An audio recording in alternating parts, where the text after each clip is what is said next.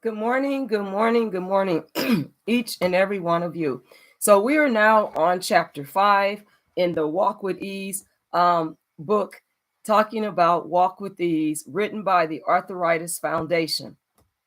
Now, you don't have to have arthritis or any type of ailments going on to participate in this program. The motto is stick with it, 6 weeks. And so we have been covering these chapters 1 through 4. So if you've been able to look at the videos and view them, then you are on your way to becoming fit or getting back in shape or maintaining your figure, your shape, your weight, getting your blood sugars down like the glucose, lowering your cholesterol, lowering your blood pressure, and just getting back to a healthy place and state, whether it's mental, emotional, or physically fit. And so we are talking about this. And so walking with ease in chapter 5, and then we will almost be done because then we have chapter 6. And this book consists of 6 chapters. And so I want to make sure that you get all of the information that you need to get with this book. And so, yes, some of the videos have been long. I have to admit that,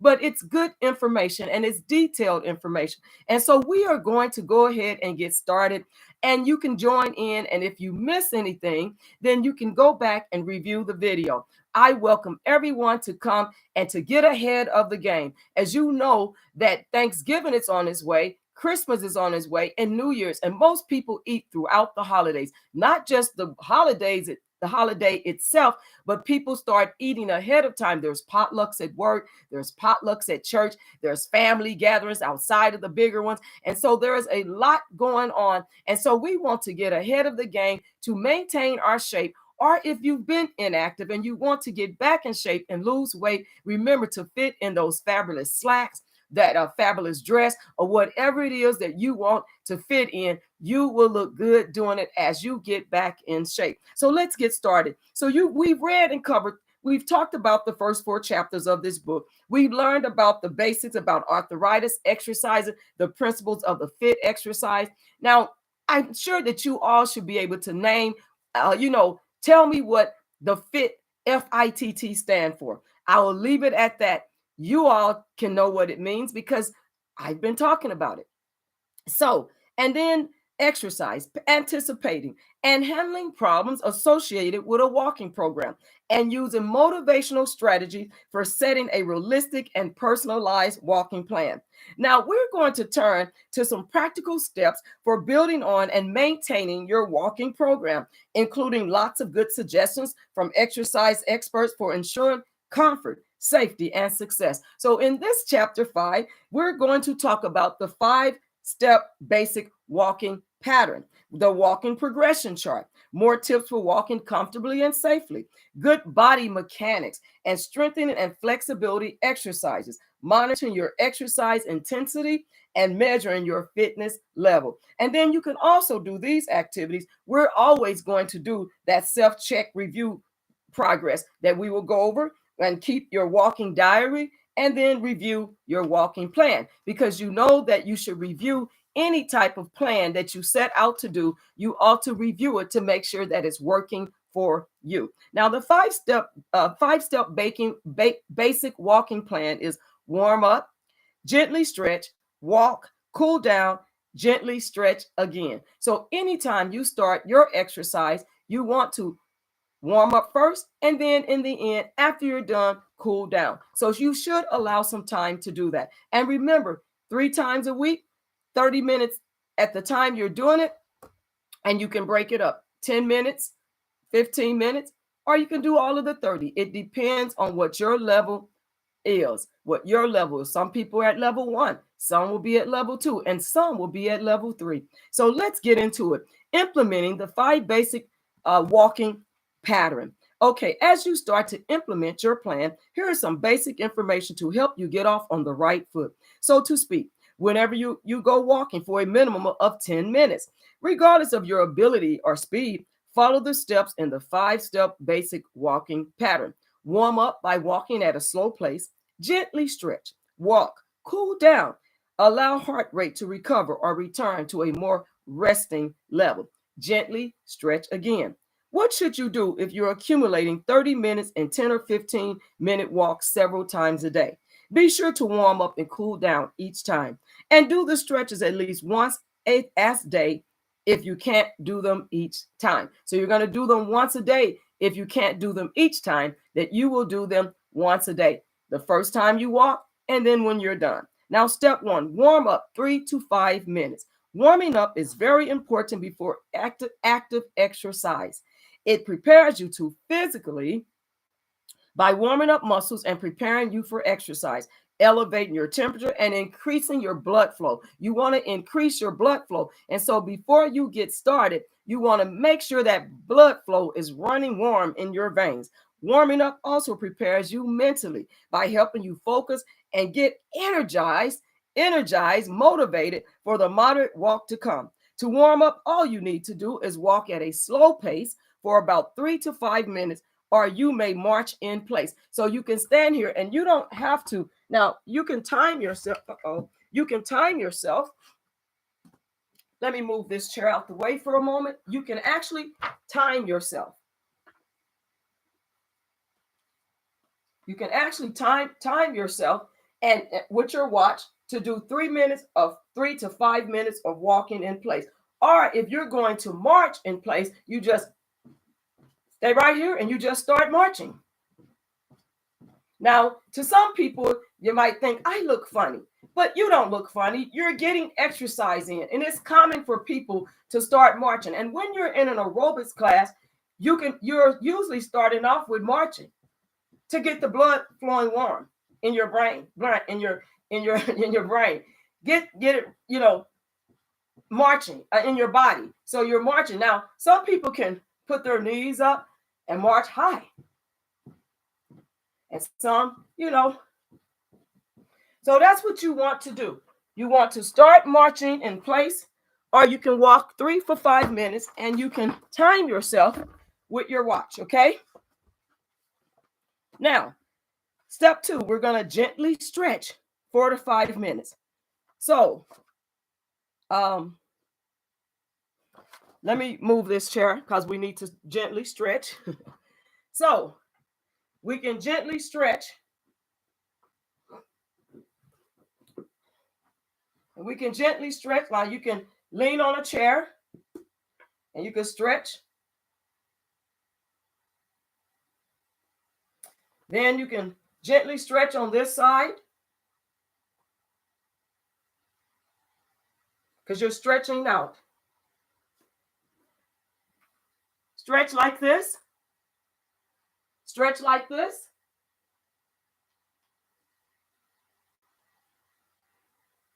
Those are good things. And don't forget,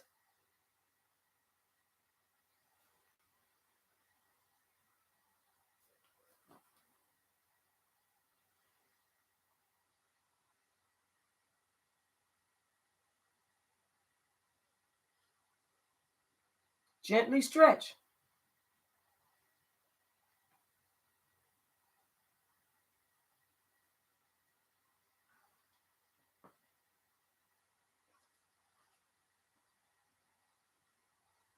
So there's just some different exercises you can do. And eventually you're going to get on the floor, and you can't see me on the floor. But you get the gist of it, right? To gently stretch. You want to. So doing leg and body stretches will help prevent shin pain, sore muscles, and other injuries. And especially if you're rolling your foot, remember that one, back and forth, to stretch out your foot, because your feet are going to take the brunt of the trauma as you're walking back and forth. Roll it around, up and down, stretch it out. And we recommend 4 stretches before each walk: calf muscles, hamstrings, hip flexors, and quadriceps. And the iliotibial bands, ITBs.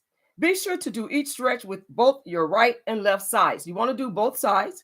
Hold each stretch for 30 seconds on each side and do not bounce.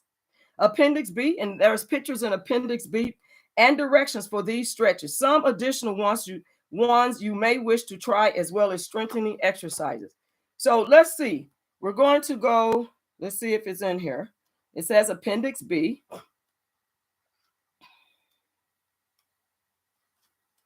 And I'm going to show you some of these exercises in Appendix B. Exercise to help you warm up, stretch, and cool down, okay?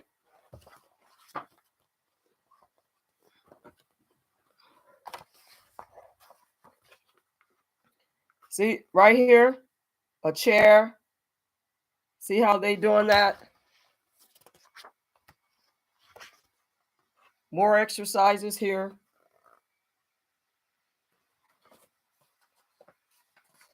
Now, I didn't do all of the exercises. I just want you to get a the gist of it, okay? So, you get the gist of what we're talking about. Now, step 3, walk 5 to 30 minutes or more. This is the cardiovascular part of your walk. Follow these guidelines. Pick up the pace. Gradually pick up your pace until you're walking at a moderate pace.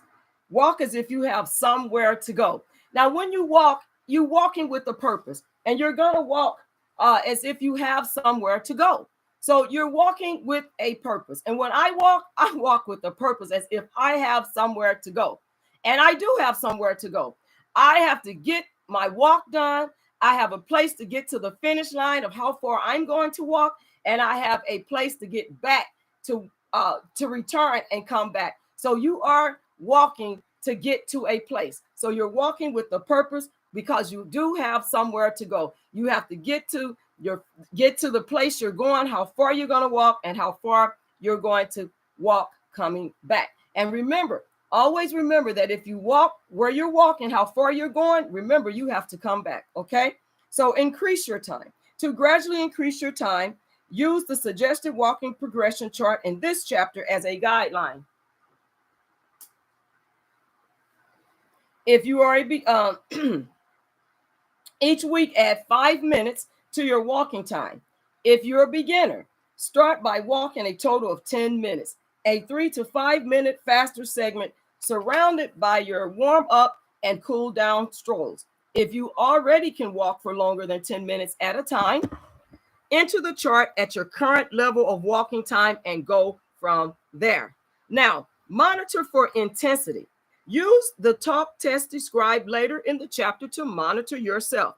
You should still be able to carry on a conversation even when you're walking at a faster pace. If you can't walk without a lot of huffing and puffing or other discomfort, your pace is too fast. Slow down to a more comfortable level because you want to be able to carry on a conversation. If you're walking with someone or you're on the phone, you want to be able to carry on a conversation while you are walking.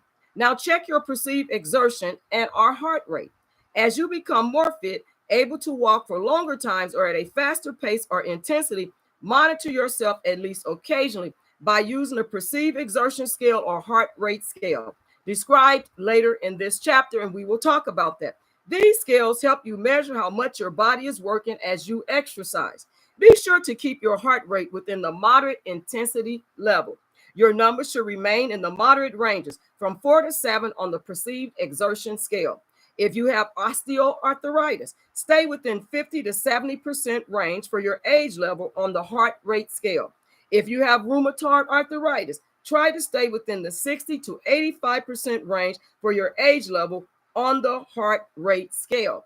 Pay attention to your body mechanics. Body mechanics means good posture and efficient body movement. So when you're in your chair at work or you're at home or you're sitting up, always try to use good posture sitting up. Now, if you're lounging, and laying down on your couch, that's different. But if you're sitting up, especially at work, you want to have good posture and make sure that your feet can touch the floor and you have good posture because you don't want to be slumped over in your chair at work trying to type and because that can hurt you. And over a period of time, it can give you sore shoulders or sore neck. And so you want to make sure that you have good posture. And also to protect you from carpal tunnel. That's, and it's good to take exercise breaks while you're at work because it mentioned carpal tunnel in here. And people get carpal tunnel from a lot of typing, but they never take breaks. And if you are someone that has to type a lot, make sure that you are doing exercises, massaging your hands, your fingers, and doing exercises to protect and preserve your temple. Okay, so use good body mechanics when walking. These are noted in the next section. Try to observe all techniques to help ensure safety and prevent comfort. Watch out for common walking errors. Avoid common walking errors such as overstriding. You don't want to overstride. When you overstride, you start to hurt yourself and you can feel some type of discomfort or maybe even pain if you're taking too long of a stride. Okay, so adding steps that are too long for comfort or leaning. You don't want to lean as you walk. Okay, these also are identified in a later section in this chapter. Be sure to follow suggestions to eliminate or correct potential problems. Okay, now step 4 is to cool down. Excuse me. At the end of your walk, slow your pace to a stroll until your heart rate has returned to your pre-walk level. And please don't skip this step, no matter how hurried you might be.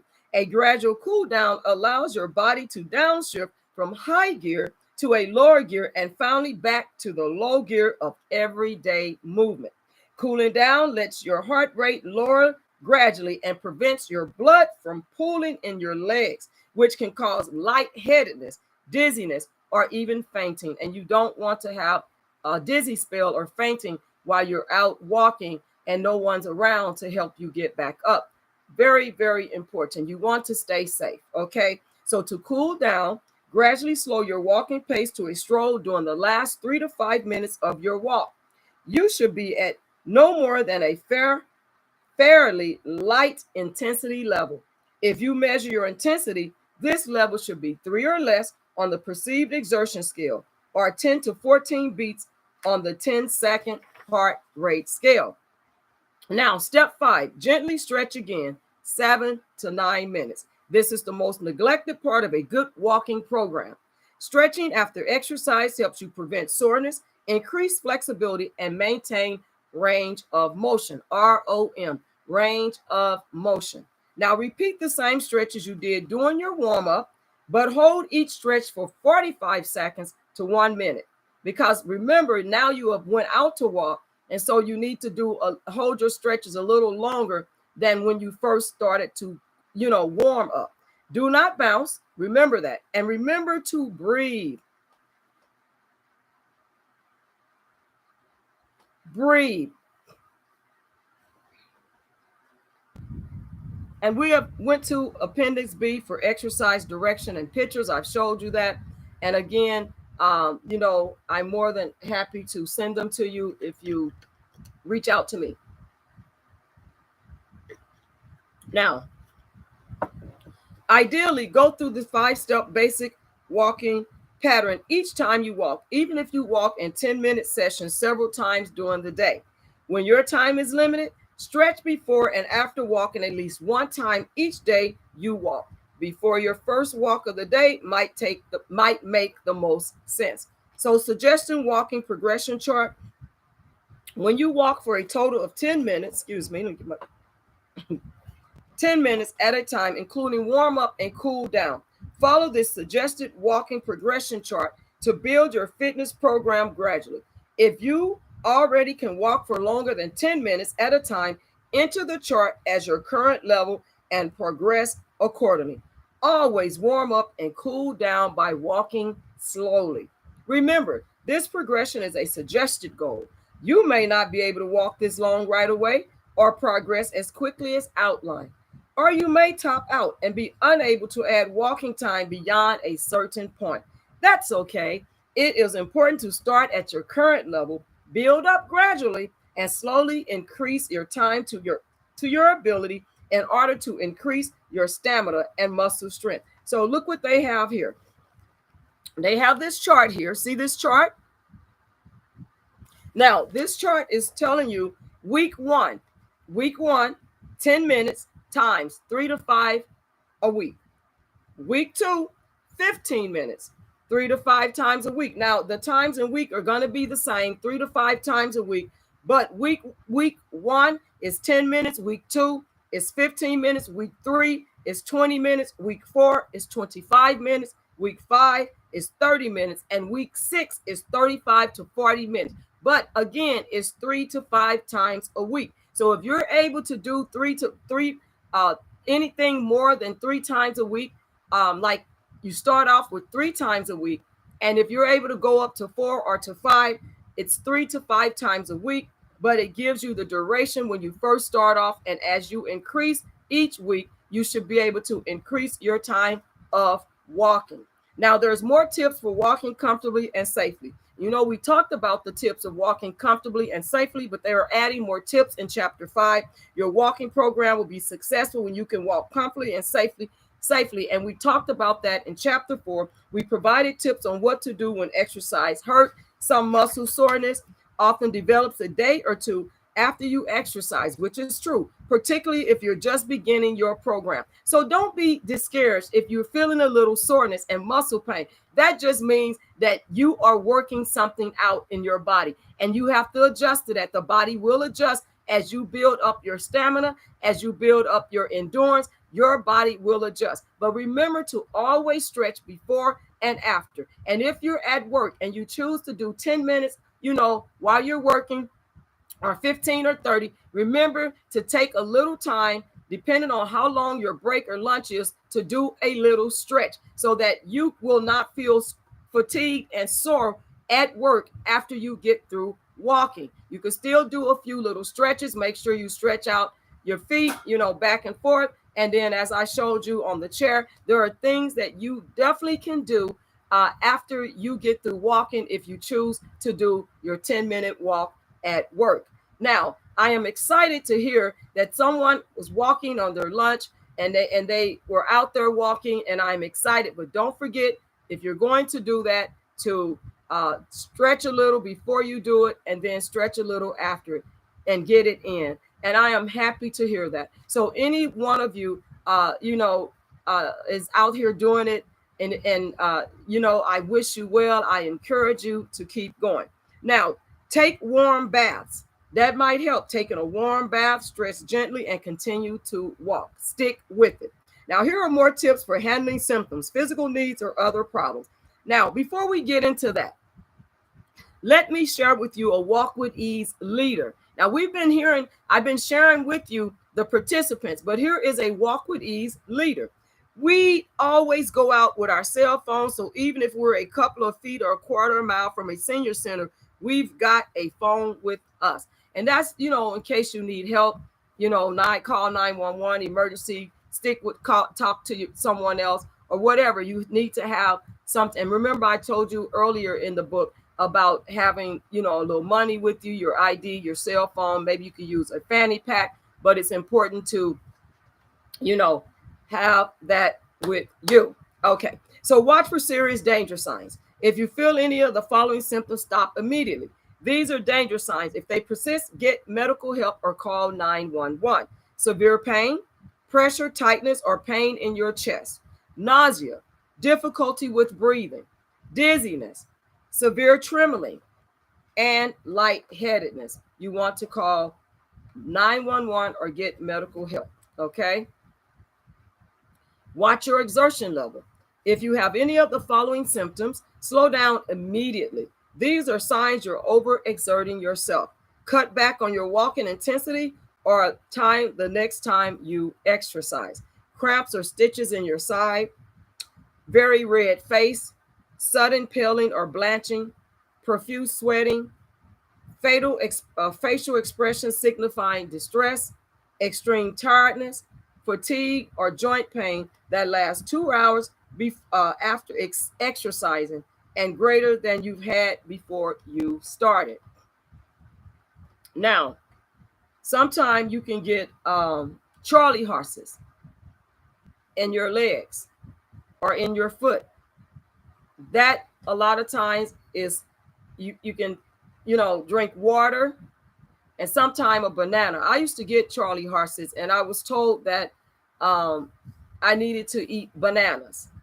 I needed to do more bananas and drink. And I drank water, but I try to drink a lot of water a day, usually in this right here. This is a glass, okay, a glass bottle, and drink and eat bananas. I've added more bananas into my diet.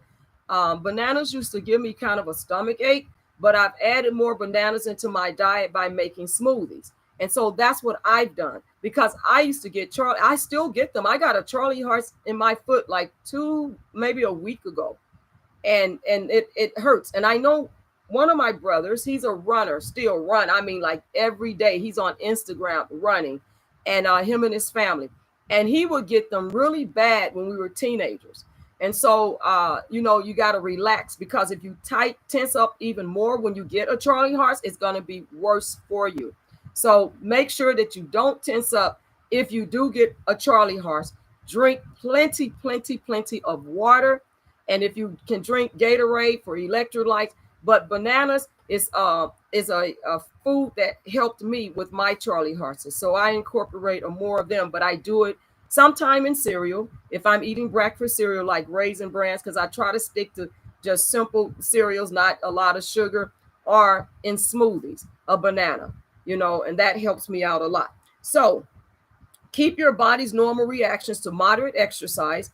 These reactions to moderate exercise are normal. So it's okay to continue increased breathing, increased heart rate, increased perspiration, and muscle soreness. And remember, when you're out there, if you are a person like me, I do sweat when I work out. I do sweat. So for me, I take a little towel with me, a washcloth, to keep the sweat, the sweat. I've always sweated, period, point blank, even when I was younger working out. And I have a friend that never sweated, and we would go to the gym together. But I have always been able to sweat. They say it's a good thing.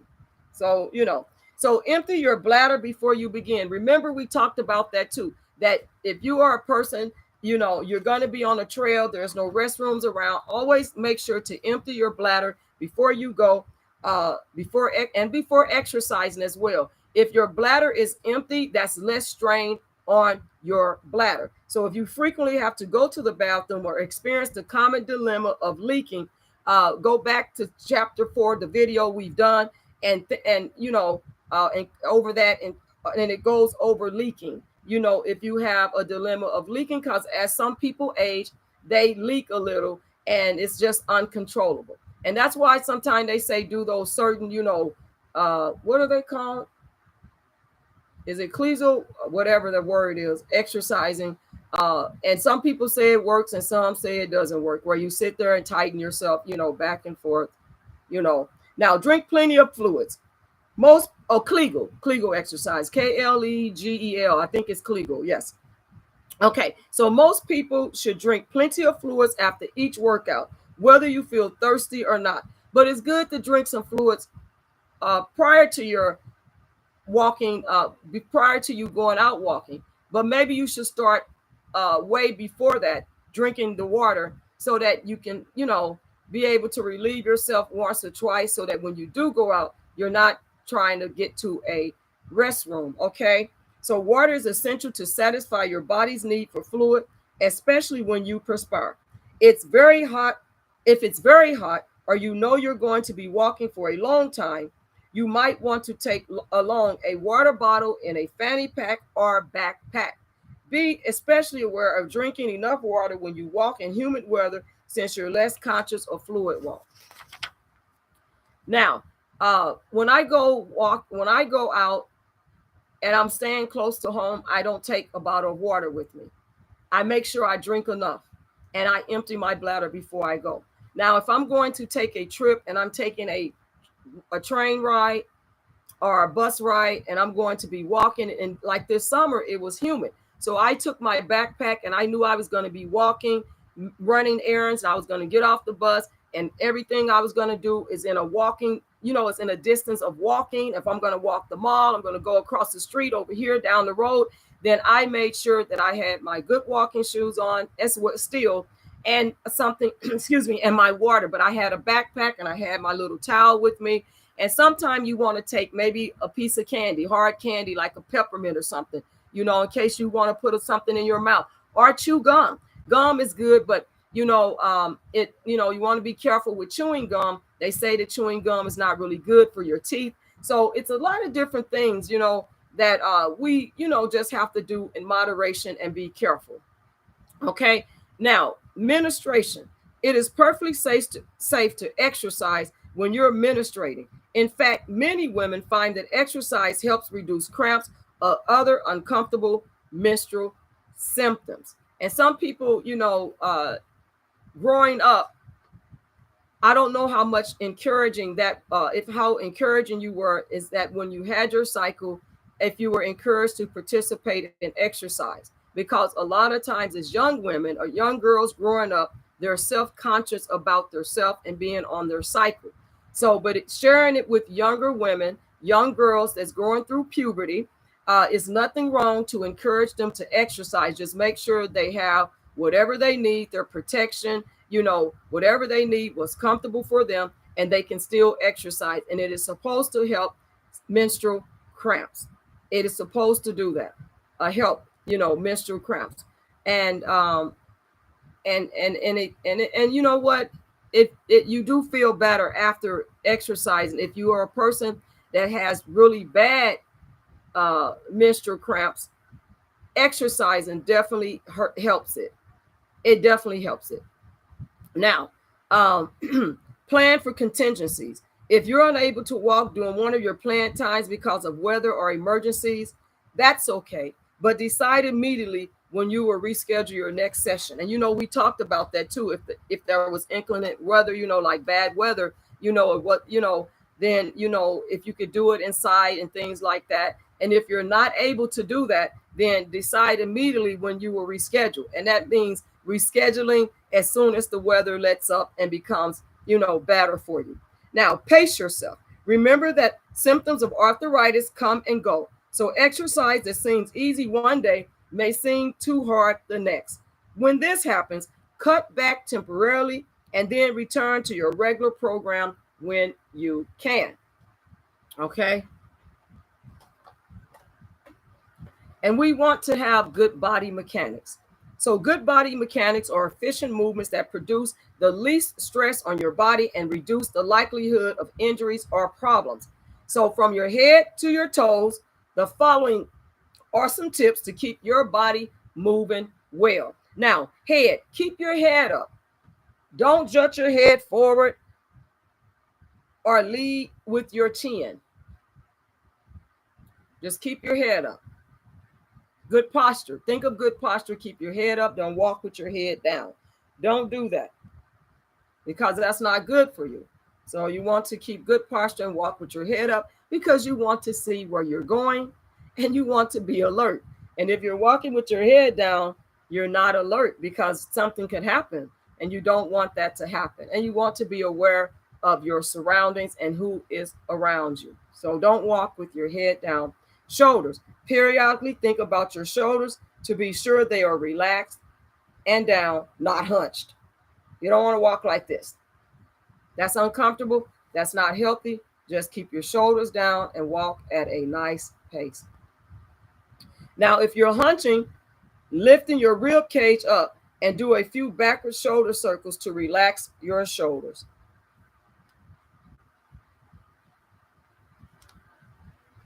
Now, lungs. Breathe deeply from your lungs and diaphragm. Avoid shallow breathing with only your upper lungs. Now, stomach. Tighten your stomach muscles lightly to maintain good back support. So while you're walking, lightly tighten your stomach muscles. And that kind of helps tone them too while you're walking. You want to get your stomach down and tone, kind of, tighten them lightly as you're walking to maintain good back support. Now, arms. Swing your arms naturally and easily at your sides. You don't want to have to be like, way out there with that. That's not necessary. But just lightly swing your arms, moving opposite to your legs. Your right arm swings forward as you step with your left leg. Then your left arm swings forward as you step with your right leg. Hands. Don't clench your fist. Just hold your hands naturally. If you have a tendency to clench your fist, imagine you have fragile raw eggs in your hand as you swing your arms naturally. Now,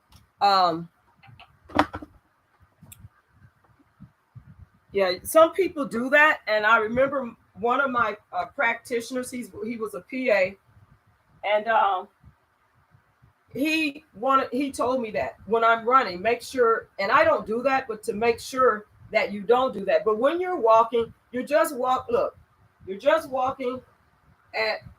walking at just you know, you're walking at a good pace. Walk with a purpose, with your head up, walking with a purpose. And your arms are supposed to swing naturally as you do it. You're walking with a purpose, and your arms should swing naturally. You don't have to, because I've seen people really getting it like that.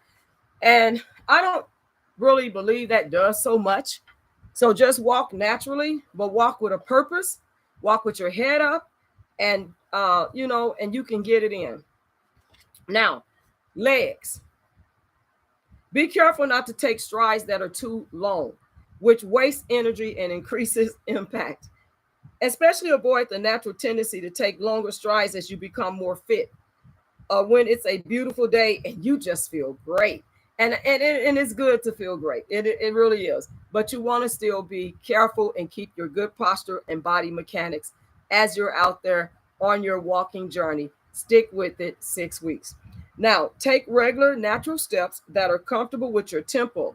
And if you need to reduce impact, take even shorter steps. Now, strengthening and flexibility exercises. Remember that this book focuses on the development of a walking program and does not contain information about other kinds of strengthening and flexibility exercises you will be doing as part of your arthritis management program. Now, when we get into Chapter 6 and Appendix C, it contains other exercise program suggestions.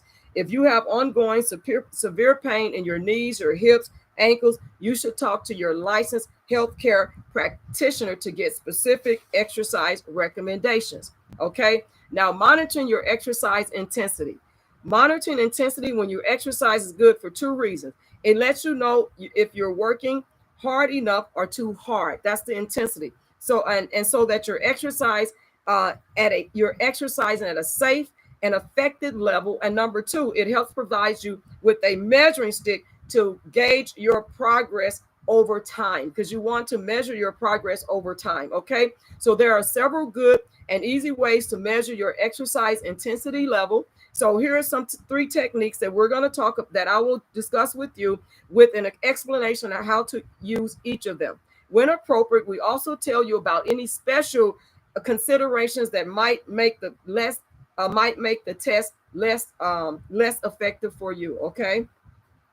So, monitoring technique, the talk test. How to use it. This is a quick and formal way to make sure you're not overdoing it. Simply talk out loud to another person or yourself. Sing or recite the verse of a poem or song lyric while you walk. Because if you're by yourself, you can do this by yourself by singing or reciting a verse or poem while you're by yourself. And then low or moderate intensity exertion allows you to speak comfortably without huffing and puffing or being out of breath. Now, if you can't carry on a conversation or sing because you're short of breath or breathing too heavily, you're working too hard. Slow down, which I found myself do if I'm on the phone and I'm walking really fast, but I'm talking and I forget I'm talking and I'm walking fast because that's what I normally do. And I have to remind myself, and this book is going to remind me, slow down. Now, over time, you'll probably find that you can exert yourself harder or for longer durations and still be able to talk comfortably. That's an easy way to measure your progress. So if you're able to do that, then you're measuring your progress. That means that you have moved forward and you are progressing in your walk program. Okay. Now, special considerations. This method is not effective if you have asthma or another problem related to breathing. If so, you should use the perceived exertion or heart rate scales described here. Now, your monitoring technique number 2, the perceived exertion scale. How to use it. The perceived exertion scale allows you to be more specific than the talk test and determine the intensity of your exercise. With perceived exertion, people score intensity based on how they feel. To use this scale, look at the descriptions and pick one that best describes your level or exertion, and then look at the numeric rating that matches. For example, if you stated that the effort you were exerting was at the hard level, the corresponding number to this would be 9. If you're brand new to walking and exercise, or if you have significant limitations or older, you should begin walking at a very light level. 2, or at most a fairly light level. Or 3, of exertion for you, whatever you're, that's gonna, that will, whatever that will, you will be exerted at. Okay. Now, this will be a slow walk or stroll. Like, you can walk slow, or you could just be strolling along. Over time, gradually increase your exertion level to walk at a moderate, somewhat hard level, 4 to 7. It's good to take a stroll. That's nice. But eventually you want to get past the stroll level and move to the next level, right? So even if you're very fit, do not exercise at a level you would describe as hard. So if it's hard for you, don't do that, even if you're fit. Very hard or very, very hard. As those levels, you risk injuring yourself, which you do. I mean, if you're at a good fitness level and then it gets really, really hard for you, then that means that it's too hard for you and you need to kind of bring it back down. Now, ideally, you should take a copy of this scale with you and check your perceived level of exertion when you're walking, but you can also measure it just before you begin your cool down. Now, monitoring technique number 3, heart rate scale, how to use it. For most people, monitoring your intensity by taking your pulse and using the heart rate scale is the most important, accurate way to measure. And you could do it this or here, your pulse, but you can also do it on here, your cardiac intensity, by finding out what your target rate is to ensure that you're working at a safe and effective level for you. And remember, it always has to be safe and effective for you, and you being comfortable and your safety. Okay. So moderate cardiac intensity, the kind of walking that is recommended for health and fitness, should raise your heart rate into a range between 60 and 75% of your maximum heart rate. This range is called your target heart rate, and it's the recommended level for walking for most people with arthritis. And you don't have to have arthritis to participate in the Stick With It 6 weeks Walk With Ease program. Okay, so there's a perceived exertion scale, and I want to show this to you. Before I do, be aware that maximum heart rate declines with age, so your safe target rate gets lower as you get older. You can use the target heart rate scale and the steps outlined here to find your target heart rate. And we're going to get to how to take the pulses, but let me just show you the perceived exertion scale, the verbal description of your exertion. It starts from 0 all the way, it goes to 10, nothing at all, such as lying down, very, very light, practically nothing. Very light, number 2, very, very light, practically nothing is 1. Very light is 2. Fairly light is 3. Moderate, still light, but starting to work at a little more is 4. Moderate, still comfortable, but harder is 5. Moderate, getting to be somewhat hard is 6. Somewhat hard, 7. Hard, 8. Very hard, 9. And very, very hard, couldn't do more than a few seconds at 10. Now, here's the perceived exertion scale right here.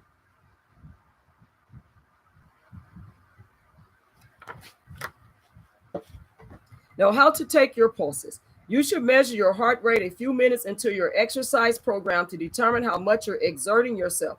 To use the heart rate scale to monitor walking, you need to know how to take your pulse for 10 seconds. You'll need a clock or watch with a second hand. Okay. Here are the steps for a 10-second heart rate count. And I have one here, not right here at my desk in here, but I do have one. I maybe in my kitchen in a little dish, and it's in a little box, and it is one of those heart rate timer things that I have.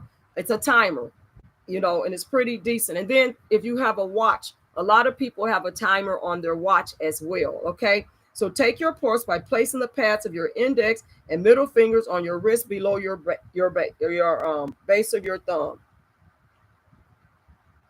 Do not use your thumb to take your pulse because it has its own pulse, and it will get in the way of counting of your actual pulse. You should be able to feel your blood pumping and the thump of your heart beating.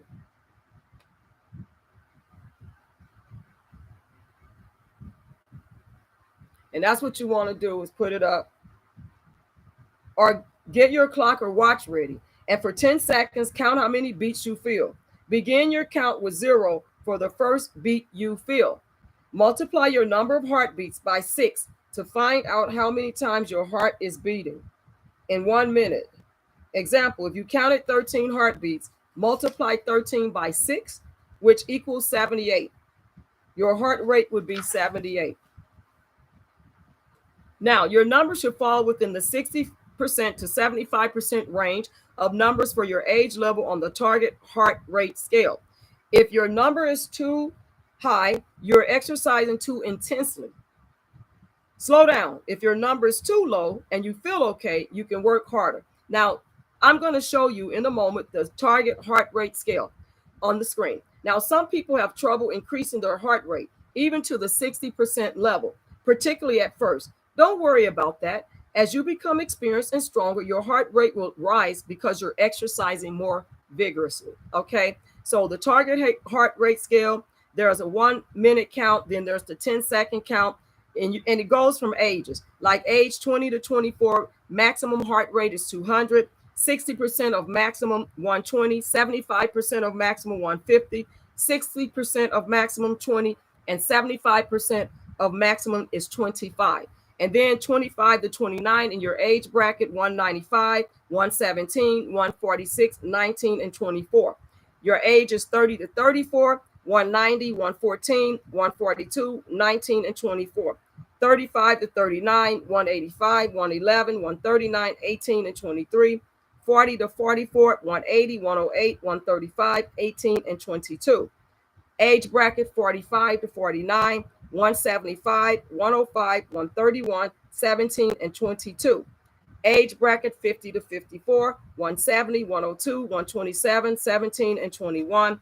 50 to 59 years of age, 165, 99, 124, 16, and 21. Age 60 to 64, 160, 96, 120, 16, and 20. 65 to 69, 155, 93, 116, 15, and 19. 70, ages 70 to 74, 150, 90, 112, 15, and 19. And then 75 plus, 145, 87, 108, 14, and 18. And remember, it goes across, and here it is right here.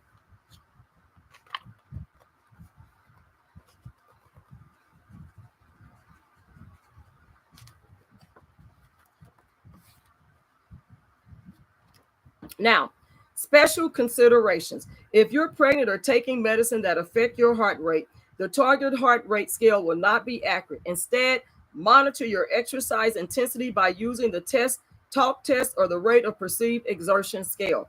Here are some types of medicines that may affect the accuracy of your scale. Okay. Now, heart medicines could affect it. High blood pressure medicines, medicines for depression, anxiety, or other mood disorders, cold medicine, diet medicines, medicines to help your breathing for asthma, COPD, etc. Those are special considerations that could affect your target heart rate scale. Now, measuring your fitness level.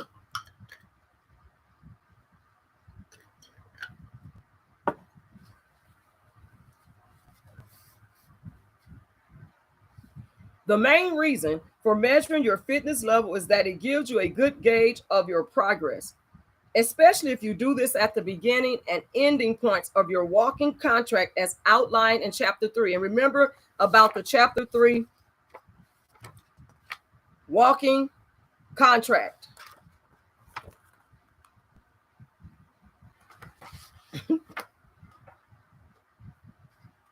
Measuring your fitness level is easy.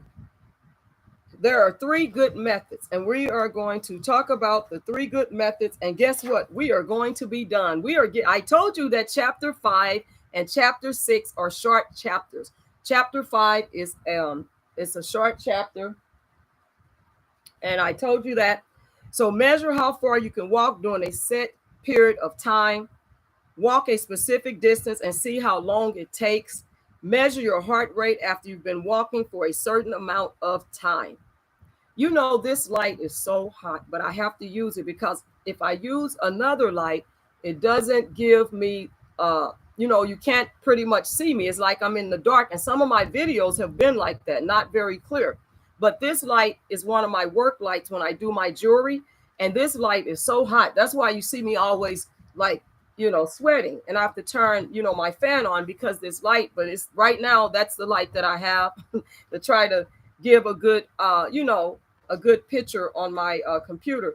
And I think it depends on where I'm at in my location in my house, because in some places I don't have that problem, but it's easy for me to sit at a desk and be able to do, in my office and put my, and present my video. So I apologize for that, but it's this light right here. It's very hot. But anyway, if you don't mind, I don't mind. I got something to dry off. I got my water, so I'm good, and everything. But let's talk about measure how far you can walk during a set period of time.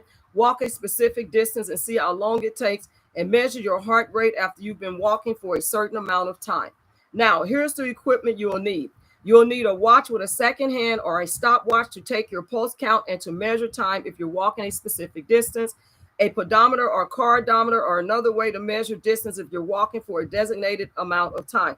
Now, what I was saying about you can have a stopwatch, you can have your own watch that has a time or a stopwatch on it. A pedometer, remember I spoke with you about that. The pedometer, some of those are accurate, some are not. It depends on what the quality is of a pedometer. And then if you are in your car, say you go drive somewhere and come back, you can look at your starting point when you get in your car, and then when you come back. And then if you walk that distance, then you know how far that you walk to measure the distance.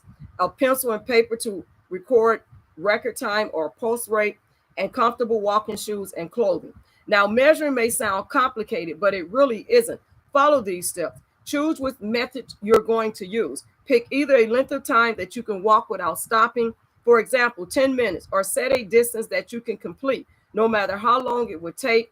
For example, around the block 10 times or up to the corner and back. Find a smooth, level surface where you can measure your distance fairly accurately, such as a track, neighborhood streets, or your local shopping mall. Try to avoid lots of stoplights and heavy traffic areas.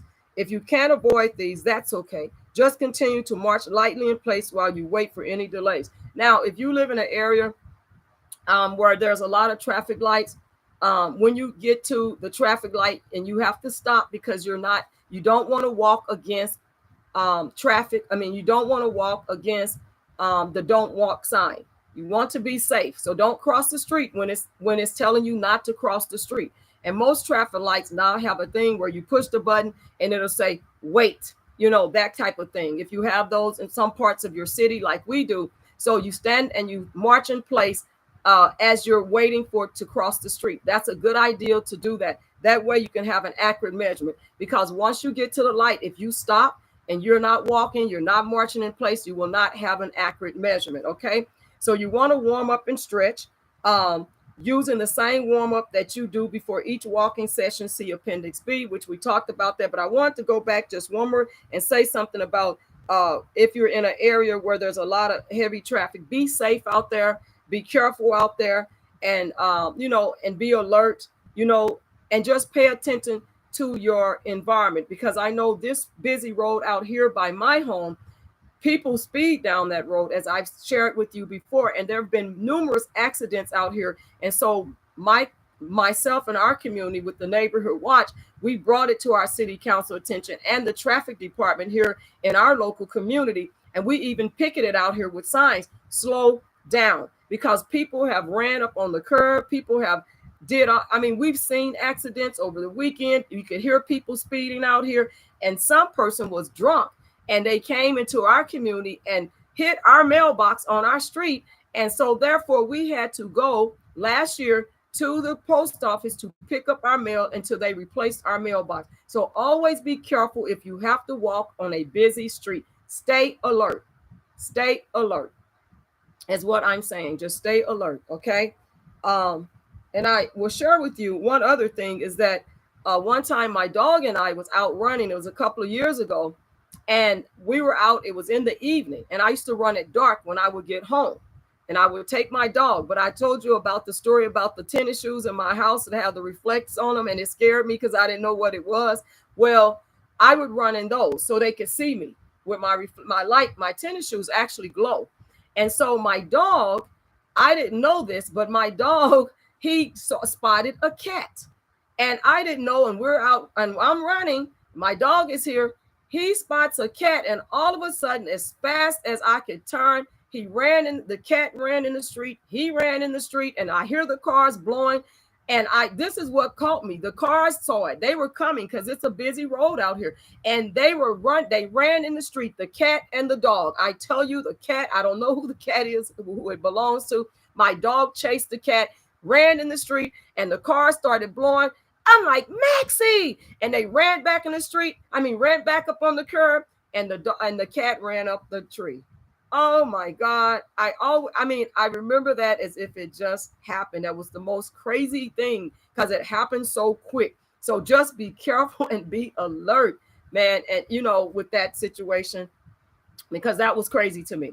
Now, number 4, write down the time you start and the place you're starting. It's important that you try not to stop at any time during the test. If you're getting tired, slow down as much as you need to, even down to a very slow walk. But keep walking until you have completed your entire time or distance. If you do need to stop, that's fine. You will now have a better idea of what is doable for you.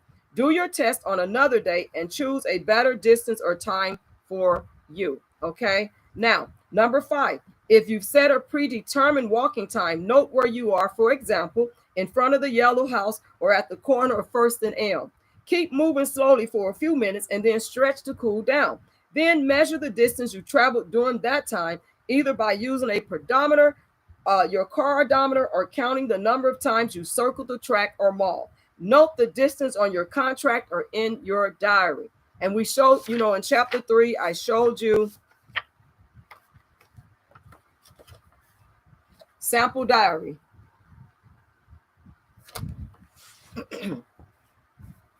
Your sample diary, okay? Now, if you're walking for a predetermined distance, note the time that you've reached your stopping point. Keep moving slowly for a few minutes and then stretch to cool down. Record the time it took to walk your distance in minutes and seconds. Now, if you choose to use the heart rate scale, take your pulse for 10 seconds before you start your cool down. Multiply by 6 or use the conversion chart on the scale above to determine your beats per minute. Then record your 1 minute pulse rate. Now, they suggest that you measure your fitness level several times during the 6-week program. In weeks 2, in weeks 4, and then in week 6. So 2, 4, and then week 6. If you don't see improvements between your first and second measurement, it's okay. It may take some time, and the important thing is that you are being active. Stick with it. 6 weeks, okay? That's it. At regular times during your plan, or at least at the end of the time you specified in your contract. Take the fitness test to track your progress. You probably will see that you can walk for a longer distance during your designated time. I had to see if it was light outside because I will be going shortly, okay? On the other hand, you may find you're able to complete the same distance in a shorter time. Record the time it took to walk your distance in minutes and seconds. Either way, that's a sign of improvement in your fitness level. If you don't see any change, that's okay. You may be at a level that is just right for you and which you can continue comfortably. So remember to think safety. Be safe out there. Think safety. Be comfortable and exercise at your level. Exercise at your level, okay? And remember, when it comes to exercise, keep telling yourself, I can do this. It's only 30 minutes of walking a day, at least 5 days a week to make your joints, bones, muscles, and your heart fitter and healthier. You can do it if you put your mind to it. Hey, you can do it if you put your mind to it. You can do it if you put your mind to it. You know, I can be your best cheerleader. I'm a cheerleader for me because I have been a cheerleader for me when I'm getting out there doing it. And you got to be a cheerleader for yourself. And I'm going to be cheering each and every one of you on. So when I cheer for me, I'm cheering for you also. You can do it if you put your mind to it. Hey, right? Keep telling yourself, I can do this. Make it personal. I can do this. Make it personal. I can do this. And if you're walking with a walking partner, we can do this. We can do this. Okay? And so That's less than 2 hours out of the entire 168 hours in a week. Did you know that there's 168 hours in a week? Did you actually, some people, we don't usually calculate it that way, right? We just think about, well, it's this many hours in a day, or we calculate usually our working hours, right? That's what we usually do. But it's 168 hours in a week.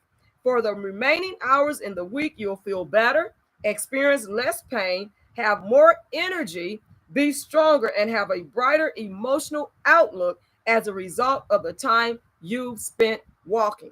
Your walking diary is an important tool for tracking your exercise intensity and fitness. Now, we want to do the self-check, and we're almost done. Matter of fact, this is our last page for chapter 5, and we are almost done. So I am so excited because now we are getting to the end of this book, and it's so important to cover all of our bases before we start a unique walking plan. Stick with it 6 weeks, because if you have been inactive, you want all the information you can to make sure that your walking journey for this 6 weeks is going to be safe, it's going to be comfortable. You have all the tools you need. And if there's any special things that you needed to know that you did not know, I've learned some things by teaching you all some things and sharing with you. And I am very excited to bring this to you and to encourage you all that want to get back into a working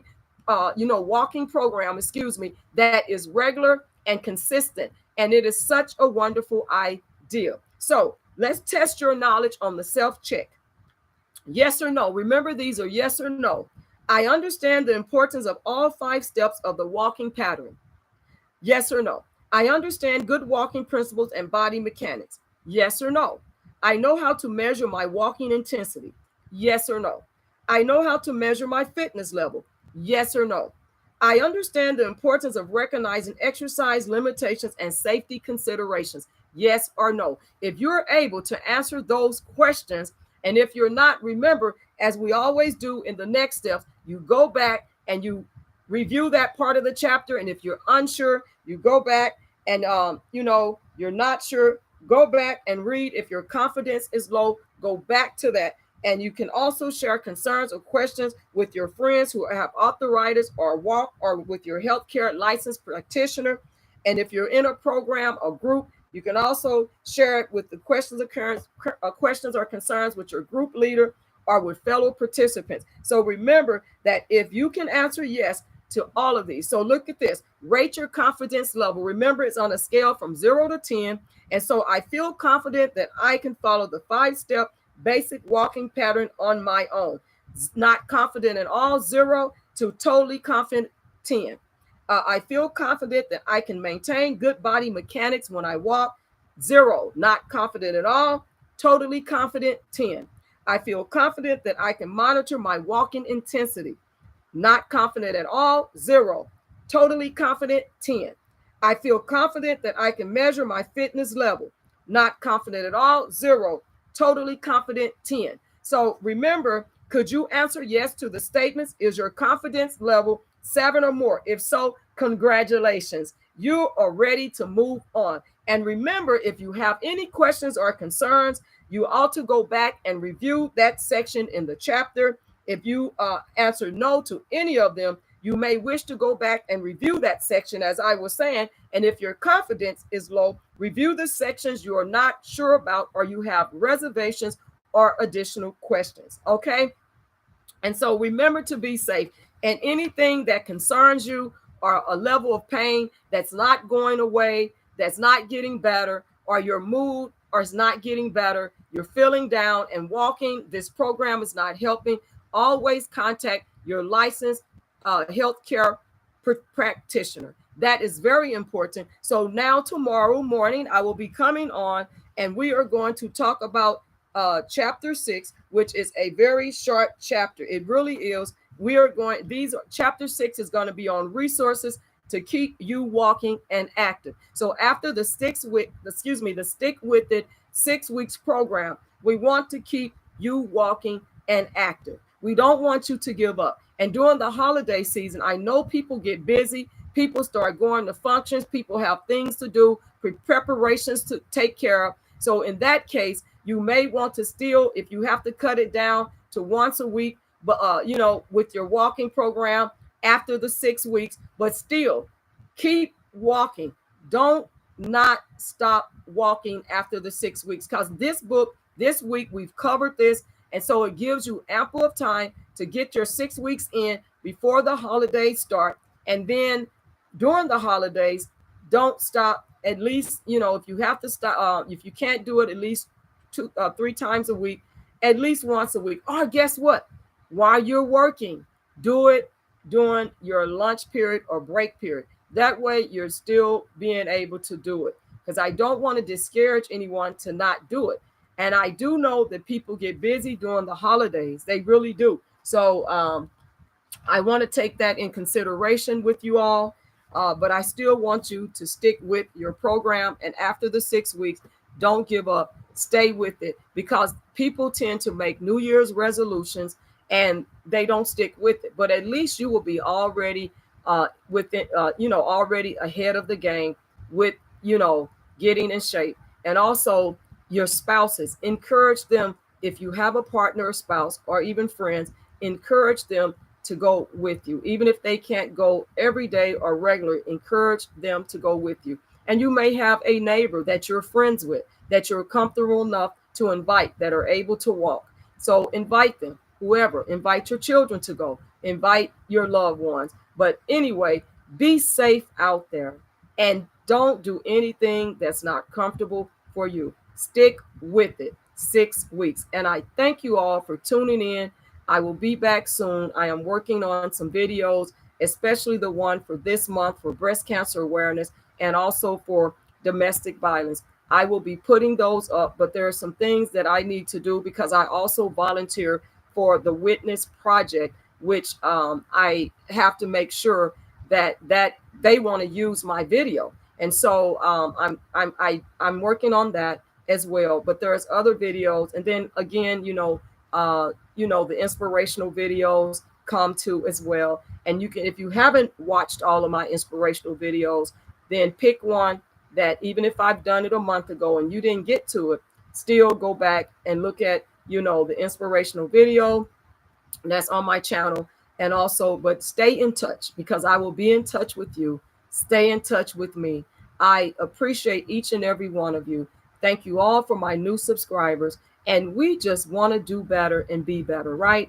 And remember, we are dwelling in a temple that God has given us, and we want to take care of that temple and show God how much we love him and appreciate him, and giving him all the glory and praise and honor. So be safe. Have a beautiful Friday, and I will be back soon. God bless you all on today.